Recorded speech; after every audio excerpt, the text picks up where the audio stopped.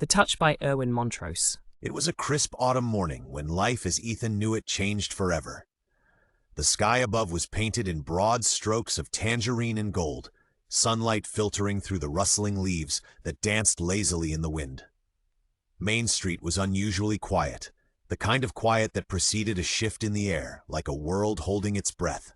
Ethan walked with his hands buried deep in his coat pockets, his thoughts wrapped in mundane plans: pick up groceries, send that overdue email, maybe call his sister later that evening.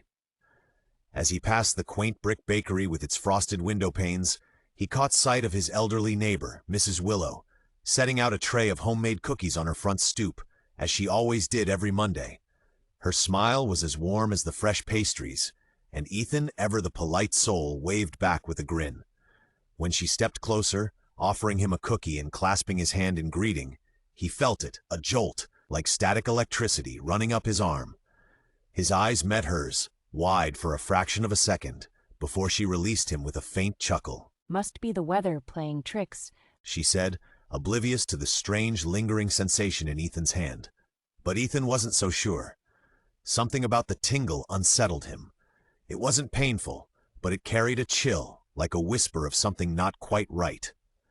Still, he thanked her, took the cookie, and walked on, dismissing the moment as an oddity of the season. How could he have known it was the first domino falling? A week later, Ethan found himself standing beside Mrs. Willow's casket. The funeral was modest, attended by neighbors, friends, and a few distant relatives. The scent of lilies clung thick in the air, mingling with the scent of autumn decay outside the church. Ethan stood silent, unmoving, his hand clenching the program so tightly it crumpled. She had passed in her sleep, the obituary read peacefully, it claimed. But to Ethan it felt anything but peaceful. It felt connected. A silent drumbeat of fear began to thrum in his chest. Was it the tingle? Had he somehow contributed? The idea seemed ludicrous, and yet it dug its claws into him. Coincidence, he muttered to himself, his voice a low tremor as mourners trickled past. It has to be coincidence. But even as he spoke the word, it felt hollow, like a lie he wanted desperately to believe. Over the following weeks, Ethan's unease grew into dread. First, it was Mr. Delling, the retired piano teacher whose shoulder he'd tapped in passing to ask for directions. Then Jane, a barista from the cafe he frequented, who had brushed his hand while returning his change. Each died exactly 1 week after the contact, suddenly, mysteriously, with little medical explanation. He started to keep track, writing down dates, times, interactions in a notebook that he kept hidden beneath his bed. Each new entry twisted his gut tighter. The pattern was impossible to ignore. He stopped shaking hands, avoided door handles, wore gloves even in warm weather. Soon, whispers began to spread through the neighborhood. A look here, a hushed voice there. People crossed the street to avoid him. Children stared from behind curtains. Friends stopped calling. Ethan, once a fixture in his community, now wandered like a ghost among them. Terrified and alone, he retreated. His apartment became both sanctuary and prison. The once cozy space now felt like a cage with windows instead of bars. He devoured books on ancient curses, touched on theories of psychosomatic energy, read case studies on highly improbable diseases. Nothing made sense, yet he couldn't stop. Sleep was rare. His mind spun in spirals of guilt and paranoia. He started recording voice memos, desperate thoughts whispered in the dead of night. Is it me? Is it something I carry? Is this punishment for something I don't even remember doing? The questions spiraled, and the silence offered no answers. His fridge was empty. He lived off shelf-stable food and deliveries left on his doorstep. His phone buzzed with missed calls he couldn't bear to return. The only thing keeping him tethered to reality was the faint, flickering hope that maybe, just maybe, there was a way out. That hope arrived in the form of Eva. One night, as he scrolled aimlessly through unread emails, he noticed a new message. "Hey, Ethan, it's Eva from work. I heard some things. Just wanted to say I'm here if you need someone to talk to." He stared at the message for hours before replying, fingers hovering over the keyboard. Eventually, he typed, "I'm not sure talking to me is safe." Her response was immediate. "Maybe talking is the safest thing we can do. You don't have to go through this alone." It was her voice, soft, calm, certain, that finally pierced the fog. When they spoke on the phone, her empathy wasn't pity, it was strength. She didn't flinch at his story. She listened. She believed. Let's meet, she said gently. We can be careful, but maybe together we'll see something you missed. Ethan stood under the amber light of a park lamppost, the shadows of swaying branches dappling the pavement. He hadn't left his apartment in days, and the outside world felt too bright, too loud. Yet, as Eva approached, her figure emerging through the misty dusk, a strange calm settled over him. She stopped a few feet away, offering a soft smile. This okay? She asked, nodding at the distance between them. He nodded, his hands buried in his coat pockets, gloved and trembling. Yeah, thanks for this. For the next hour he spoke, haltingly at first, then in a rush, laying bare every detail. The accidental touches, the calendar of deaths, the guilt. His voice broke more than once, but Eva never interrupted. She listened, her expression open and focused, her occasional nods grounding him like lifelines in a stormy sea. I feel like a walking plague, he confessed. I keep wondering, what if it's really me? Eva's eyes sharpened with resolve. Then we find out, she said firmly. But if it is you, we need to understand how. And if it's not, you deserve to be free from this fear. She laid out a plan, not one of blind optimism, but structured inquiry. We start with something safe, something small. We test this, whatever it is. Ethan blinked. Test? She nodded. Animals, maybe. Something that wouldn't arouse suspicion or put a person at risk. If it's truly about your touch, we need to isolate variables. He hesitated, unsure whether the idea comforted or terrified him. What if I kill it? Then we know more than we did yesterday, Eva said gently, and we can use that truth to protect others. Later that evening, they stood at the edge of a small animal sanctuary nestled just outside the city. With the owner's permission, earned through Eva's charm and vague references to a behavioral science project, Ethan found himself staring into the warm eyes of a white rabbit nestled in hay. Just a light touch, Eva whispered. Ethan's heart thundered in his chest. His hand shook as he reached through the enclosure. He brushed a finger gently over the rabbit's fur. The animal didn't flinch. It twitched its nose and went back to nibbling a stalk of celery. Still, Ethan recoiled like he'd touched a flame. It felt normal, he muttered. Eva scribbled the time and date into a notebook. We'll check in every day, she said. 1 week, then we'll know. True to her word, Eva called or texted daily. Each morning, her messages would arrive. Rabbit check-in, still hopping, or day 3, Mr. Fluff is thriving. These small updates became the brightest part of Ethan's day. They were factual, anchored in routine, and filled with Eva's quiet humor. She sent him photos, a fuzzy paw, a tuft of white against golden straw. Together, they spent evenings digging through obscure folklore, psychological case studies, and ancient myths. They cross-referenced curses with quantum anomalies, with viral mutations, with rare psychosomatic disorders. Nothing ever quite fit. But Eva's presence made the search bearable. For the first time in weeks, Ethan laughed. Just once, but it was real. As the 7th day approached, Ethan barely slept. He paced his apartment like a man awaiting sentence, heart clenching with every passing hour. If the rabbit died, it meant confirmation, proof of a fatal curse stitched into his very skin. If it lived... Well, he wasn't sure what it meant, only that it would mean something. He met Eva outside the sanctuary, his stomach tight. You ready? She asked. No, he answered honestly, but let's do it anyway. The sanctuary keeper greeted them with a bemused smile. That bunny of yours, he said, leading them through the pen, sprightly as ever, nearly escaped the enclosure yesterday. Ethan's knees buckled.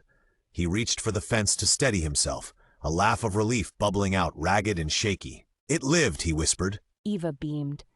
So maybe we're looking in the wrong place. Maybe it's not your touch. Maybe the people you touched shared something else. Her voice dropped, thoughtful. Something or someone else could be behind this. Back at Ethan's apartment, the whiteboard they had once used to track supposed death-touch timelines now bore a new heading. Common threads. Eva scribbled names, dates, and a list of innocuous interactions that no longer seemed so innocent. Mrs. Willow, Mr. Delling, Jane.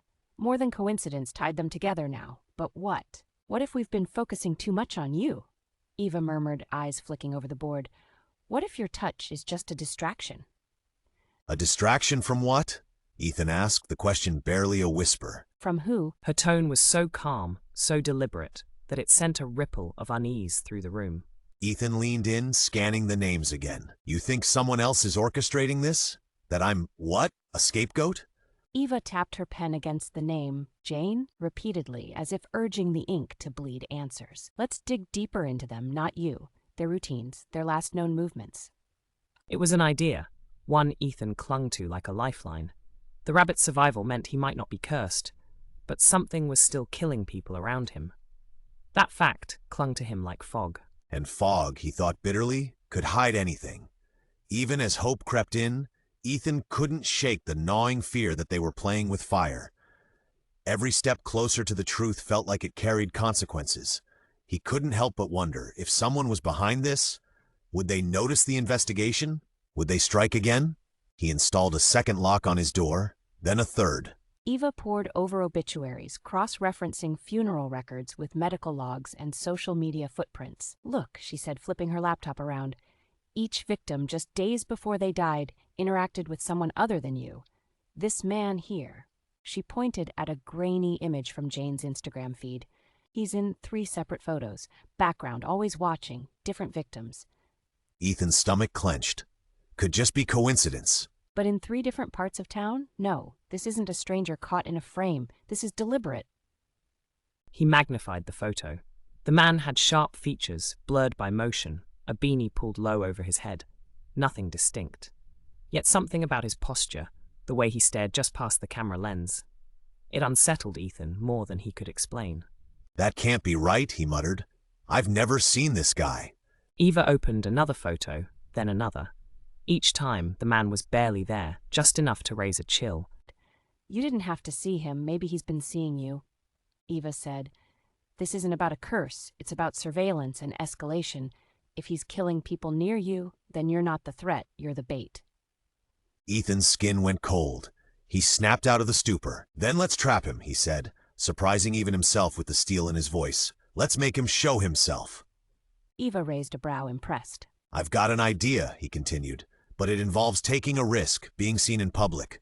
If I'm bait, I'll give him something to bite. Eva considered it. We'll need a controlled location. Cameras, witnesses, somewhere you're visible, but safe, and we don't go in unarmed. Not physically, she added quickly, but digitally. We document everything. Ethan nodded, heartbeat rising. For the first time, they weren't running from the mystery. They were hunting it. 2 nights later, Ethan sat hunched over his laptop, the glow illuminating a room otherwise cloaked in shadow.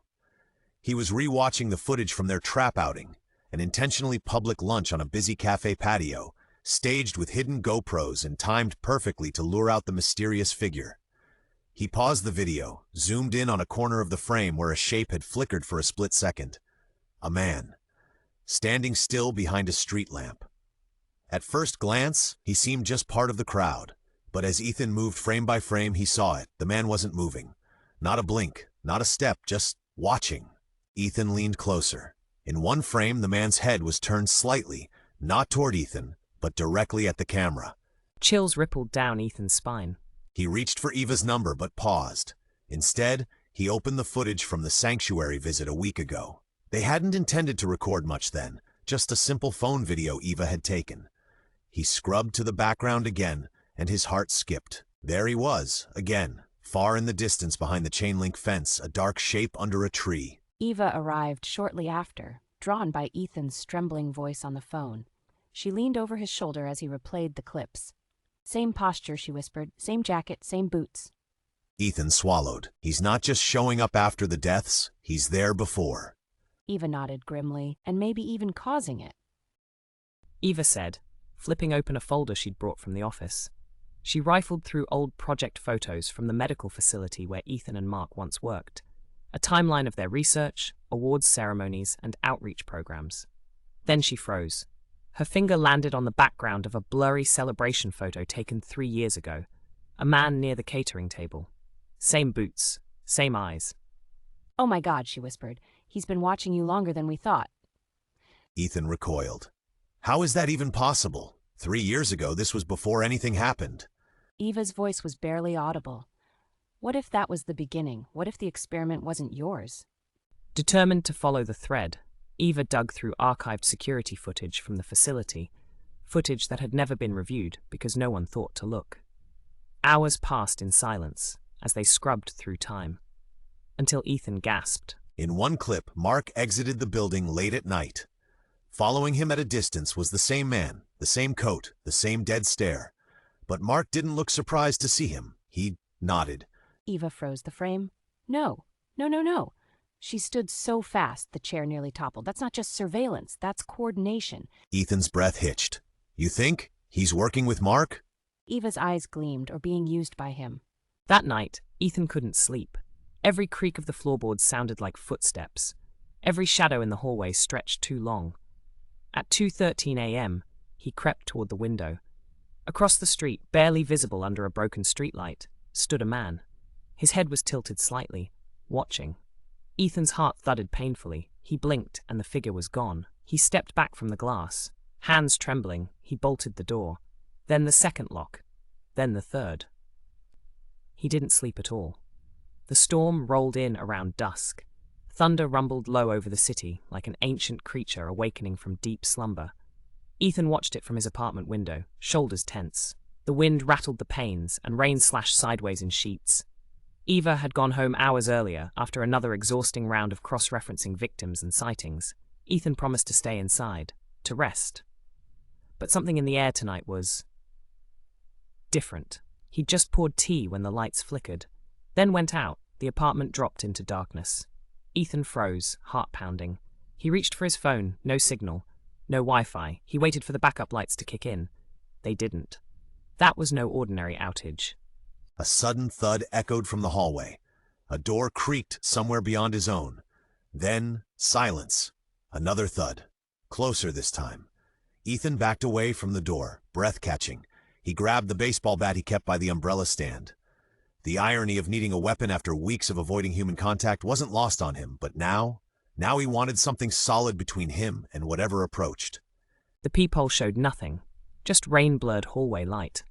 Then, without warning, his living room window shattered inward, a brick crashing through with a burst of wind and water. Ethan jumped, stumbling backward, glass slicing across his arm. And then he saw him. Outside the broken frame on the fire escape, the man in the coat. Ethan ran. No hesitation. No shoes, just raw instinct. He burst into the hallway barefoot, skidding on the wet floor. The emergency light flickered dim red against the shadows, casting everything in apocalyptic hues. Behind him, the crash of metal on metal signaled the fire escape being climbed. He didn't look back. Above, coat flapping like wings, the man was following. Ethan tore through puddles, slipping and sliding over slick concrete. Trash bins blurred past. The storm swallowed the city, muting everything but the crash of thunder and the slosh of pursuit. He didn't know where he was going, only away. He ducked into an underground parking garage, lungs on fire. His soaked shirt clung to him like second skin. He slid behind a pillar, hand clamped over his mouth. Footsteps entered the garage. Slow, deliberate. They stopped, then shifted direction, toward him. Ethan crouched low. A second bolt of lightning arced across the sky, and for a moment he could see the man's reflection in a rain-slicked puddle. He wasn't alone. There was another figure behind him. Ethan's mind reeled. Two? Had there always been two? His phone buzzed in his pocket. A miracle. 1 bar. It was a text from Eva. Get out.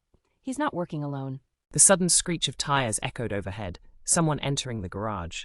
Ethan used the noise as cover, bolting across the lot. A car's headlights flashed, then stopped. It was Eva. Get in, she screamed, door flung open. He didn't hesitate. Behind him, the two figures emerged from the shadows, but it was too late. Eva gunned the engine, tires shrieking as they sped into the downpour, the figures vanishing behind walls of rain. Rain still pelted the windshield in a hypnotic rhythm as Eva pulled into a dimly lit parking garage beneath her apartment complex. Ethan sat in the passenger seat, soaked to the bone, a blanket of shock settling over him. His teeth chattered from a mix of cold and adrenaline calm-down. Neither of them spoke as the car engine ticked softly into silence. Eva handed him a towel from the back seat. We need to get you inside, now. He nodded, still unable to form full sentences. But his eyes, wide, unblinking, spoke volumes. Eva guided him into her apartment, locking the door behind them with mechanical precision. She set the kettle on, then disappeared into a closet, emerging with a first aid kit and a burner phone. She handed him the latter first. Use this. Your phone's probably compromised. Ethan took it numbly. There were two, Eva. She paused mid-bandage. I know. Later, as thunder receded into distant growls, Ethan sat on Eva's couch wrapped in a blanket, staring at the burner phone. Just as she handed him a cup of tea, the device buzzed in his lap. Unknown number. No name. No ID. One message. You are the virus. He is only the cure, but even cures fail, eventually. Eva's face paled as she read over his shoulder. What the hell does that mean?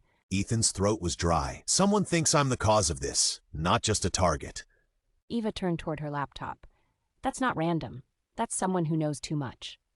He paced, the towel falling to the floor unnoticed. A virus? Am I infected with something? Was I ever meant to complete that research? What if this is bigger than Mark, he muttered, mostly to himself. What if Mark wasn't trying to ruin me, but to contain me? Eva looked up sharply. You're saying Mark might have believed you were dangerous? Like a biological weapon? Backups of Ethan's original research. You were studying synaptic protein chains for degenerative neural disorders, right? Yeah, he said, pacing. Well, she replied, tapping rapidly. The last grant you applied for was funded by a biotech subsidiary with ties to government defense labs. Ethan froze. What? He leaned over the screen, scanning the information Eva pulled up. This can't be right. I didn't know about any of this. She looked up slowly. What if someone else did? What if that figure, those people following you, aren't just hired stalkers? What if they're handlers? Ethan's mind reeled, and outside, unnoticed, a red light blinked quietly across the street, watching, recording, waiting. Ethan sat frozen, his eyes scanning the cryptic message again. It burned into him like a mark, a branding that linked him to something dark and unknown. His thoughts were 1,000 miles away, spiraling into theories he hadn't wanted to entertain. But someone, had been pulling the strings all along. Eva was focused, fingers flying over her keyboard, her face lit by the pale glow of the screen. I need to run deeper checks, she muttered, as if trying to work through the thundering silence that hung between them. But Ethan wasn't listening. His mind kept returning to one thing. Eva, he whispered, voice barely audible. The man I saw, he's been following me for years. She didn't answer immediately. She was processing. Her brow furrowed as she glanced up from the screen. What do you mean? She asked, her voice low and cautious. The man who's been watching us, Ethan said, swallowing hard. The one in the coat. He's not a random stalker. I've seen him before everything. Eva's hands stilled on the keyboard and she turned to him, face pale. When? Ethan could barely make sense of the memories tumbling over each other. When I was researching at the clinic, when I was still working on the synaptic proteins. There was this meeting, a classified briefing about the potential for our work in military applications. I didn't think anything of it back then. But I remember this man, standing at the back of the room, watching me. Eva's eyes widened. Are you saying he's been tracking you since then? Ethan nodded slowly. Eva opened a new tab on her laptop, fingers tapping fiercely. I need to see that meeting's attendee list, she said, voice edged with urgency. This is no coincidence. She pulled up documents, reviewing notes from the clinic's early projects. The same name kept cropping up, Dr. Martin Hale, a senior consultant at the biotech firm linked to Ethan's grant. That's him, she whispered, her eyes wide. That's the second stalker, Dr. Hale. Ethan's heart plummeted into his stomach. No, it can't be. His voice cracked. He's been working for them all along. Eva didn't need to respond. The answer was written across her face. She pulled up a public profile, displaying a picture of Dr. Hale, his sharp features, cold eyes, and a quiet, unsettling presence that now seemed far too familiar. He's the one who coordinated the research under the defense contract, she said, eyes scanning rapidly. He's been in contact with the same companies, the same government officials you've been trying to distance yourself from. Ethan's throat was dry. You mean he's been behind everything? Eva's voice was grim. It seems that way, but there's more. She opened an encrypted document that detailed the specific projects Dr. Hale had been overseeing. Each one had connections to weapons research and biological warfare. And there, buried within the pages, was a line about an experimental serum, untested, unapproved. The serum, Eva said slowly, her fingers hovering above the screen. It's tied to what you were working on, your research on neural degeneration. Ethan's breath caught in his chest. The virus, it wasn't just a theory. They were trying to develop it. His mind spun. So, I was never supposed to find a cure. I was supposed to make something worse. Eva met his eyes, grim. You weren't just a researcher, Ethan. You were the key to their plan. But it wasn't about saving lives. It was about control. Ethan clenched his fists. His whole life, his work, it had all been used as leverage. He'd been nothing more than a pawn in a larger game. And Hale had been pulling the strings from the shadows, watching and waiting for the moment to strike. But why? Why now? The phone buzzed again. A text message. Unknown number. You know too much now. It's time to shut the door. Come meet me where it all started. Ethan's blood ran cold. He's calling me out. Eva's eyes widened. He wants you to meet him. Alone. No way. Ethan muttered. Not after everything that's happened. I'm not going back into the lion's den.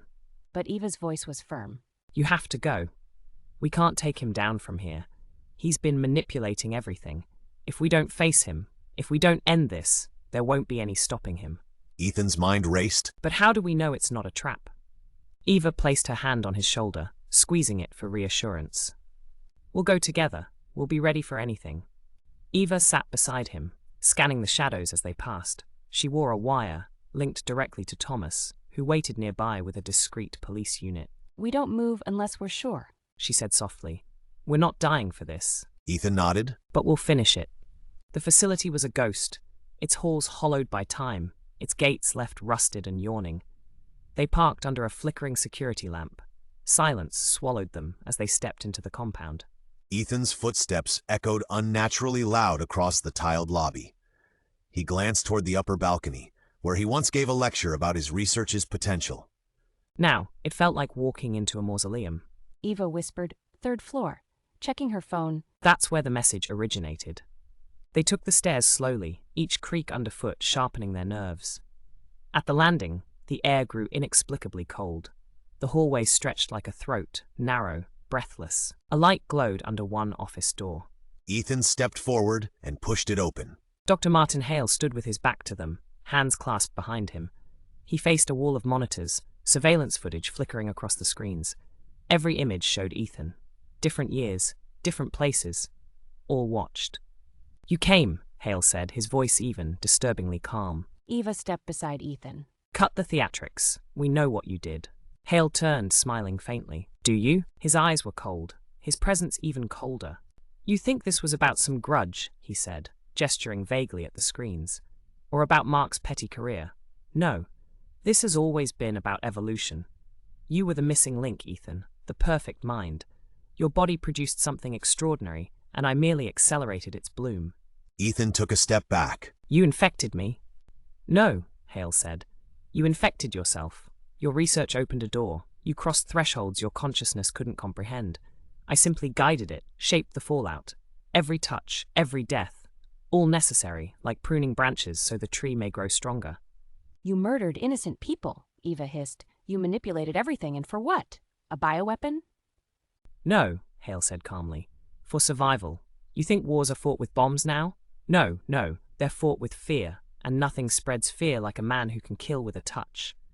He stepped closer, eyes locked on Ethan. You were meant to be our greatest tool. Ethan's world tilted.